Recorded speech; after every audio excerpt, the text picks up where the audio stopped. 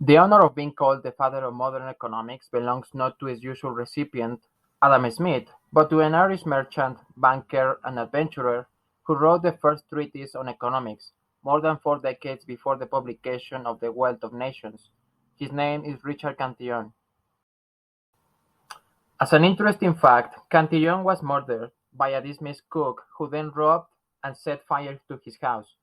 Cantillon's fame rests entirely on the one work which survived the blaze, his essay on the nature of trade in general, written about 1730 to 1734 and published later in 1755. Kerryman Richard Cantillon was born in the 1680s. He was an Irishman of Norman origins and Jacobite connections, who spent much of his life in France.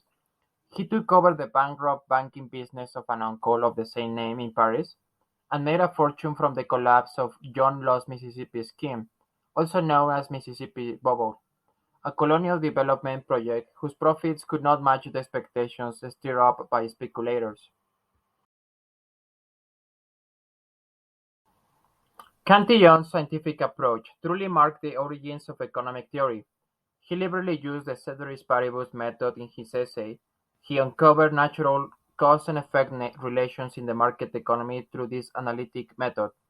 Cantillon was the first of the moderns because he emancipated economic analysis from ethical and political concerns. His essay made valuable contributions to the theory of uncertainty and the development of economic geography.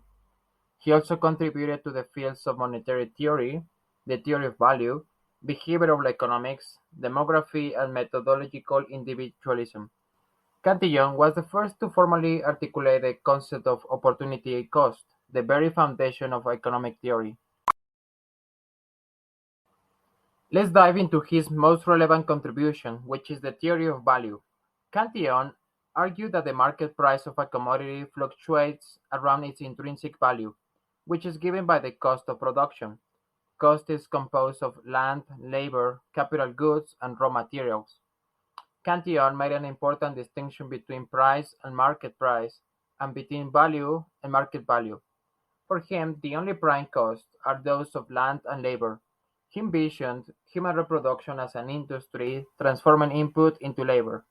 Cantillon stressed two important concepts throughout the essay that provide greater depth to this conception of cost. First, Cantillon viewed all resources as heterogeneous. Each piece of land was of a different quality, and each laborer was also of a different quality.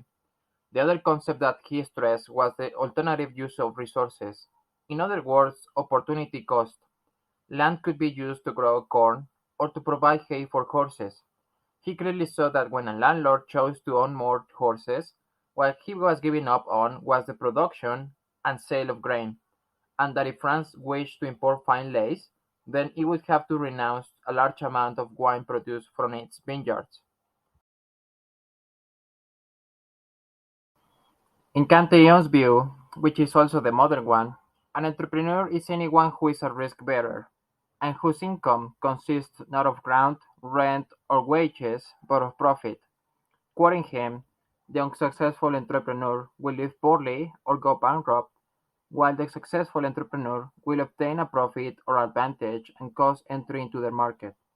And so it is that the undertakers of all kinds adjust themselves to risk in a stake.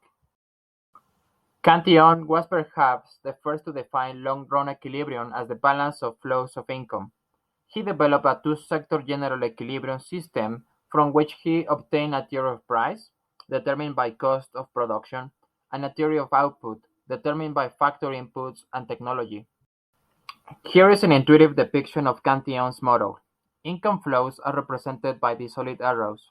Those income flows from the production of luxuries and necessities to the owners of land and labor. Expenditure flows are noted by the dashed arrows. Landowners use their income to purchase luxuries, laborers use their income to purchase necessities. Finally, the total supply of land is assumed to be exogenous to the system, whereas the total supply of labor is endogenously determined by the amount of necessities. This is captured by the broken arrows connecting to the total supply of land and the total supply of labor. Created using Powtoon.